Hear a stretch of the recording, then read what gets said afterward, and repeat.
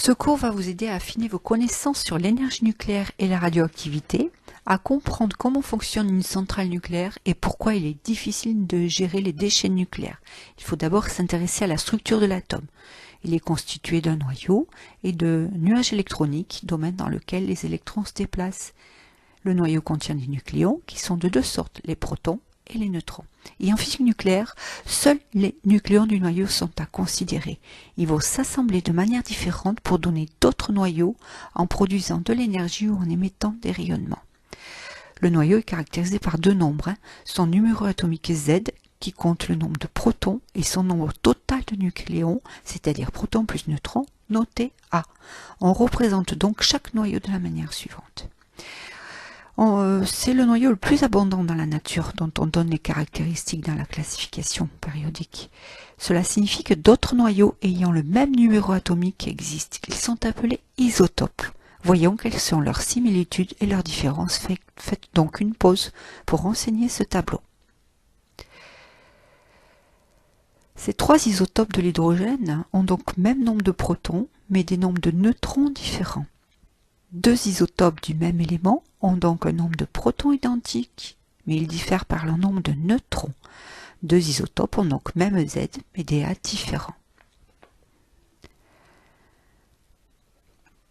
Ce diagramme, appelé diagramme NZ, où l'axe des ordonnées compte le nombre de neutrons d'un noyau et l'axe des abscisses le nombre de protons, nous montre sur une colonne tous les isotopes du même élément. Et d'après la légende, certains sont stables. Les autres peuvent donc se désintégrer.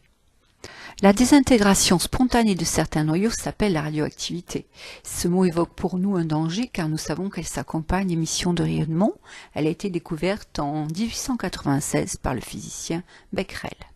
Ces rayonnements ne sont pas forcément nocifs. La preuve est que nous y sommes exposés tous les jours. La réglementation française fixe à 1 millisievert par an la dose maximale admissible résultant des activités humaines. Voilà de quelle façon le noyau d'uranium-238 peut se désintégrer en émettant différentes particules.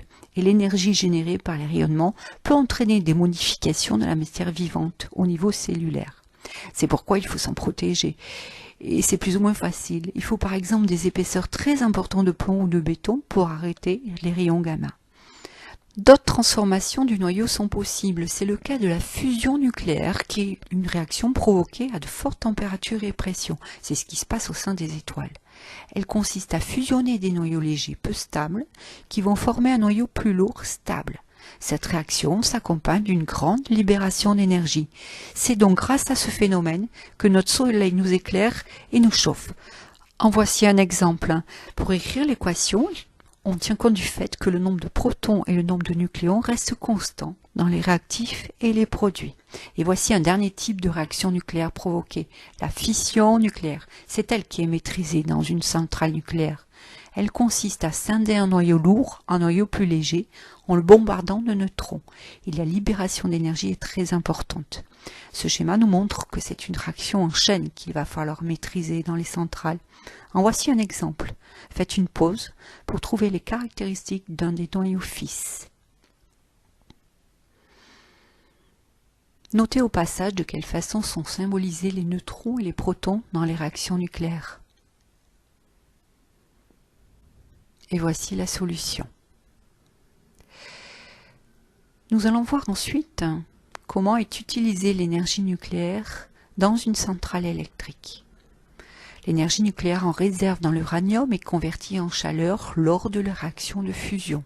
Cette chaleur permet d'augmenter la température de l'eau de la chaudière qui peut passer à l'état de vapeur sous une forte pression. Cette vapeur va faire tourner les pales d'une turbine qui va entraîner le rotor d'un alternateur et celui-ci va transformer l'énergie mécanique qu'il reçoit en énergie électrique. La vapeur doit être ensuite refroidie pour être recondensée au contact de notre circuit.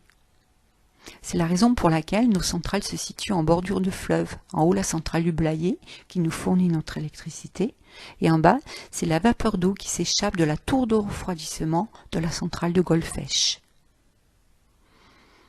Mais d'après cette affiche, la gestion des déchets radioactifs semble être compliquée à gérer. Nous remarquons que plusieurs critères sont à prendre en compte et notamment leur durée de vie. Voici donc quelques définitions que vous devez connaître. Tout noyau radioactif se désintègre spontanément et on peut mesurer dans un échantillon tout noyau. Faites une pause pour bien les assimiler. Alors que ce soit le nombre de noyaux radioactifs à un instant T, ou l'activité du noyau, ou la masse de noyaux radioactifs restants, la forme de la courbe est la même. Au bout d'une durée T, la moitié des noyaux ont donc disparu, et au bout de 2 fois la demi-vie, le quart des noyaux sont désintégrés. Vous allez maintenant déduire de cette courbe la période radioactive de l'uranium de 235. Faites une pause pour réfléchir. Observez bien les détails de la démarche qui a permis de montrer que la demi-vie de l'uranium 235 est de 4,5 milliards d'années. Il faut donc trouver un moyen de le stocker afin qu'il ne représente aucun danger pour les générations futures. Ce cours est terminé. Au revoir.